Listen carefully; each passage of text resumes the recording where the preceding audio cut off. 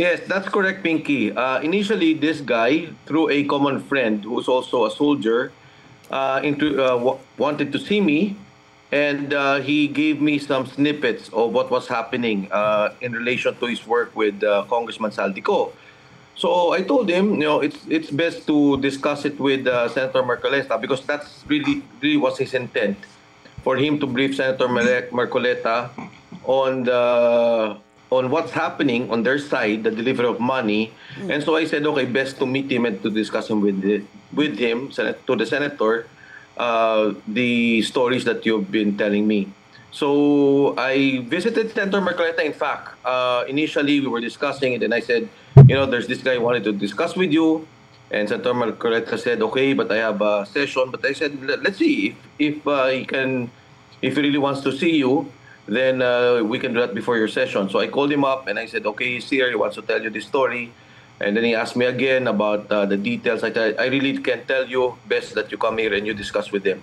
So si Sergeant Gutesa told him his story, and he also presented a draft statement of what he wanted to say.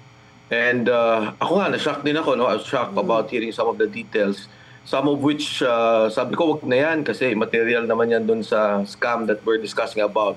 So eventually, si Gutesa, Sergeant Gutesa, I left. No, I left before Senator Marcoleta, and I think he left also early,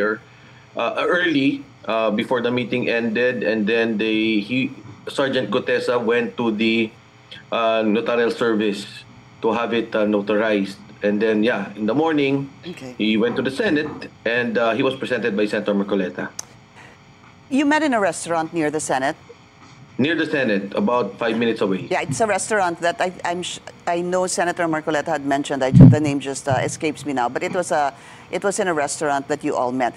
Who were the people there? Yourself, Senator Marcoleta, Sergeant Gutesa, and anyone else, sir? Yeah, there was someone else there, but I really don't want to reveal their names anymore. There are soldier friends, and I think it's best because they really don't want to be involved in the issue. In the same way, Pinky, I'm also a private person. I don't want to get involved in the political issues, but I felt, this is something that we should really, if there's truth to it, it should be revealed. This is for the country. This is a situation we're in now. The corruption crisis is really affecting all of us. It's an open secret in Congress. A lot of people know it. Even the banks know about it. And I think it's time that we really address this issue. And I think the things that he pointed out, the carrying of money 3 times a week, coming from Congress and being delivered, this is really appalling for me. Your common friend, the one that introduced you or served as a bridge to Sergeant Gutesa, obviously, you don't want to name the common friend. Sabi mo nga, ayaw mo nang magdagdag pa ng individuals dito, hindi ho ba? Would that be correct, sir? Yes. Si common friend. Okay. Yeah. Si common friend po is a friend that you truly trust. Malapit ho ba siya talaga sa inyo? Just give me a little bit of a little description or how close you are to this common friend, just to be able to kind of put the pieces together with Sergeant Gutesa, sir. If the question, if it's political, wala, nothing. It's not political. These people are also concerned for the country. They heard what Gutesa said. And the other people with Gutesa, I believe, from what I heard, will also come out and will reveal also what they know. So I think that's the point. I think bottom line here, I saw the list of the Department of Justice. Secretary Boying is also a good friend of mine. But, if you notice, Pinky, there are 2 names consistently being mentioned by Alcantara and, by Mr. Alcantara. This is the name of Mark Gaitas and I think, if I'm not mistaken, Paul Estrada. Opo. Yeah.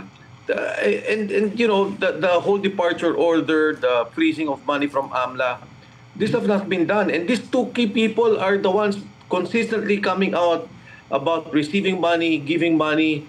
And I think, if we really want to solve the problem of corruption, if we really want to address this concern, present concern of our country now, we should really get to the bottom of this. Dapat walang sinasanto walang tinatago, at talaga ilabas. But Congressman, yung pong sinabi nyo kanina that meron pa pong iba na posibleng lumabas, ibig sabihin ho ba nito, there will be others, have you spoken to other people who want to, kumbaga, patotohanan itong sinabi ni Sergeant Gutesa? When Sergeant Gutesa was in front of me, while he was discussing about he was in discussion, he would constantly call someone or someone would call him and then they would say, yeah, lalabas ako. Hindi, sabi niya, sasuportahan niyo ako, Marines tayo. And then today, I get messages na a lot of those with them, and if you recall in the Senate hearing, he was talking about 90 people. Right. Some of them, ex-Marines, and some of them mga active police. May mga sinasabi na that they want to come out and also say and tell what they know and what they have observed. Congressman, for premise yung 90 na minention niyo po, that was mentioned in the Senate, ito po yung sinasabing 90 daw umano na security or nagbabantay or in shifts kay Congressman Zaldico. Would that be correct, sir? That's correct, Pinky. Okay. From what I understand from the explanation of Sergeant Gutesa, some of them sometimes will be assigned to be securing the houses. Some of them will be assigned in the delivery of money. Some of them would be assigned to be advanced or close-in security for Congressman Zaldico. Okay. So, be that as it may, sir, no? So, meron po siyang daladalang draft statement. I just wanted to get yung inyong personal na pagtanggap dito sa sinabi ni Sergeant Gutesa. When he told you this story, did you immediately believe him? Or were there red flags? Wala walang red flags eh. And you know what he told me, even if they check, it's easy to check. If he's a security detail of a Bicol party list, if he's part of this, makikita mo talaga. And when he was talking, in the same manner when he spoke in the Senate, parehong-pareho eh. And then number two, Pinky, yung sinasabi lang na it wasn't notarized. He did it in good faith. Walang sumama sa kanya, hindi ko siya kasama. So, tama yun. Imbestigahan niyo yung notaryo. If there's something wrong with that, then we really have to clarify. Ang pagkakaalam ko is si Attorney Pechi, you mentioned Pinky earlier. Yeah. Is working with the Bureau of Jail currently, and she just passed the bar recently. Because I check also, sabi ko, ano ba itong issue na to? But it's immaterial for me since he made a sworn statement in the Senate. He made a statement under oath which carries also the weight of evidence in a legal proceeding. Whether may mali yung notaryo, he signed it, he presented it to the Senate, and then he verbalized what he said, that's enough, no? That's evidence. But Congressman, if you're in the Senate and then you say, I have a prepared affidavit that is signed and notarized, dapat ho lahat yon ay in good faith. Dapat lahat yon ay tama. Dapat yung sinabi mo ay katotohanan, dapat po yung nag-sign na notaryo ay talagang signature po ng notaryo. Hindi ho ba? That's correct. No, actually, yung principle ng pag-notarize, di ba, is that you're making it a public document. And then you take an oath in front of the officer, the notarizing officer. Now, I ask you, Pinky, pag ikaw ba nagbenta ng lupa and nagpa-notarize ba, alam mo ba kung yung taong kausap mo, i-deny ka later on or siya talaga yung tao? Di ba, you're doing it in good faith, technically. Sorry, sir, are you saying that the lawyer really signed this and then is now saying that she actually didn't? Oh, yes. Go ahead, sir. Because you know what? He went to that office. He had it notarized. So he was doing it in good faith. Now, assuming niloko siya or scammer yun, I don't know. But he went to the Senate and he said the same statements. So as an evidence, giving it legal weight is already there. Yung issue nila doon, I think it's side issue.